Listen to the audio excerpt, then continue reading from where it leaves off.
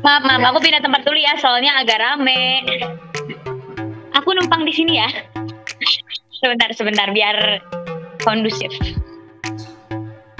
Kondusif. Soalnya ada saudara-saudara datang.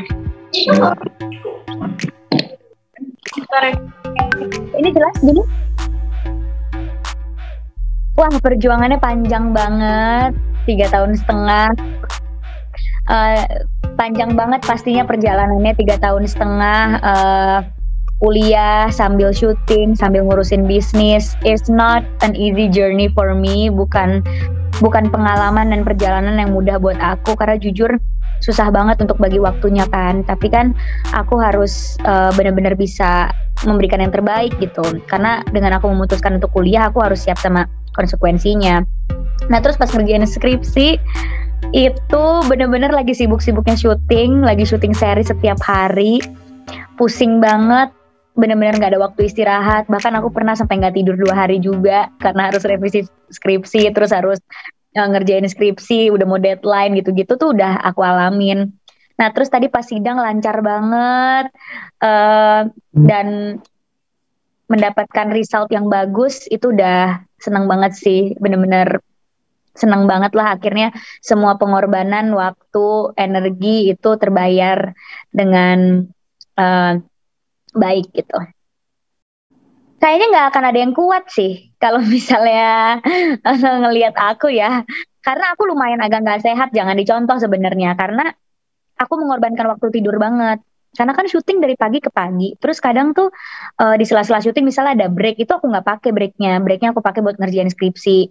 Terus kadang udah sampai rumah tetap ngerjain skripsi lagi. Kayak hari ini aku sidang jam 2 siang nih, tapi jam 6 pagi aku udah bangun buat aku belajar lagi gitu. Jadi benar-benar memanfaatkan waktu yang aku punya sebesar-besarnya gitu. Atau kayak misalnya aku on the way ke lokasi nih, dari rumah ke lokasi, itu di mobil aja aku bisa buka laptop dan belajar gitu. Jadi benar-benar memanfaatkan waktu yang ada gitu. Terus kadang akhirnya mengorbankan waktu istirahat, waktu me time, waktu liburan, waktu tidur. Memang agak kurang sehat, tapi ya dengan harapan kan aku bisa maksimal ngerjain skripsinya dan alhamdulillah terbayar dengan baik gitu. Bohong kalau misalnya aku bilang mood aku on fire terus pas ngerjain skripsi. Ada saat-saat dimana aku nangis terus karena bener-bener capek banget. Syuting kan, ya kita tahu lah syuting tuh capek banget dari pagi ke pagi.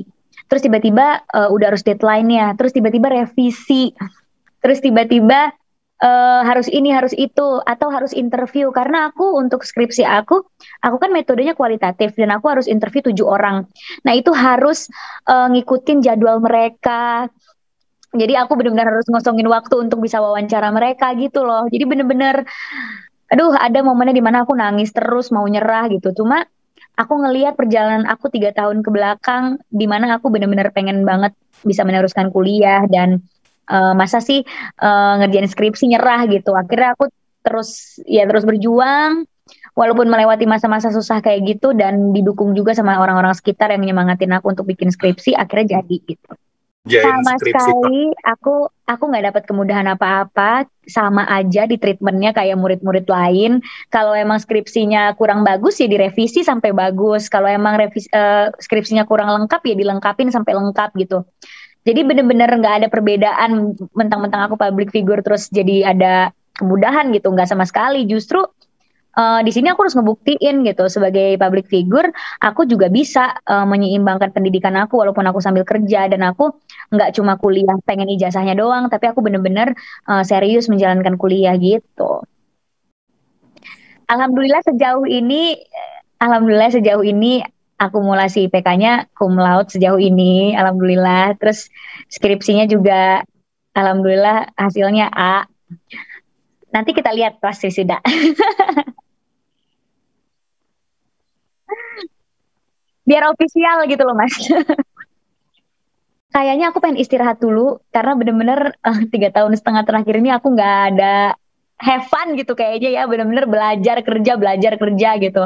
Terus saran dari orang tua aku juga jangan lupa untuk have fun juga gitu, karena aku selalu kerja dan belajar takutnya malah stres juga. Jadi kayaknya aku mau istirahat dulu mungkin setahun atau 6 bulan baru memutuskan untuk mau lanjut atau enggak. Cuma yang pastinya sih aku nggak akan berhenti belajar sih.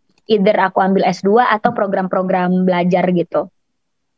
Ada ini nggak Kak, mungkin cita-cita untuk melanjutkan S2-nya ke luar negeri gitu? Ada sih, pengen banget, cuma itu kan itu kan tergantung kerjaan di sini bisa ditinggal atau enggak. Karena kan kerjaan aku bukan syuting doang, aku ada bisnis juga, ada beberapa bisnis yang belum bisa ditinggal dan memang ada beberapa bisnis yang baru mau akan launching gitu. Jadi aku lihat kerjaan di sini, kalau kerjaan di sini aman untuk ditinggal, mungkin aku akan ngambil studi di luar. Tapi kalau misalnya nggak bisa ditinggal, ya aku ambil dari universitas luar tapi online gitu.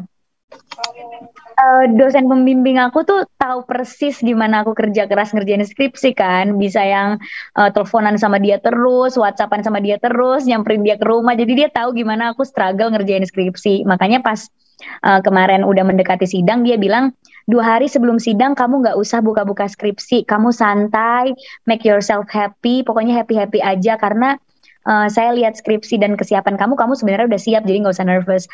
Cuma namanya aku ambis ya, bener-bener gak tenang kalau gak buka skripsi. Jadi kayak mau bikin diri sendiri happy 2 hari terakhir juga bingung mau ngapain. Karena yang dipikirin cuma skripsi gitu. Jadi ya tetap aja aku belajar 2 hari terakhir. Bahkan semalam baru pulang syuting jam 12. Terus gak tidur, bener-bener buka skripsi lagi gitu. Waduh, banyak banget. Komunikasi itu kan gak sesimpel itu ya.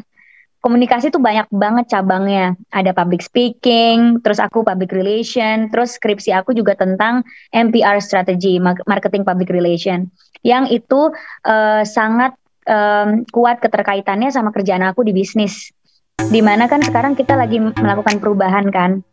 Kayak tadinya sebelum pandemi bisnis kita jalannya seperti apa, sekarang pas pandemi kita harus melakukan perubahan. Nah, aku meneliti soal itu, bagaimana satu perusahaan ini bisa bertahan di pandemi dengan melakukan strategi-strategi baru dari marketing public relation gitu. Nah, itu kan sangat berguna untuk kehidupan aku sekarang gitu, dimana bisnis-bisnis aku harus melakukan perubahan.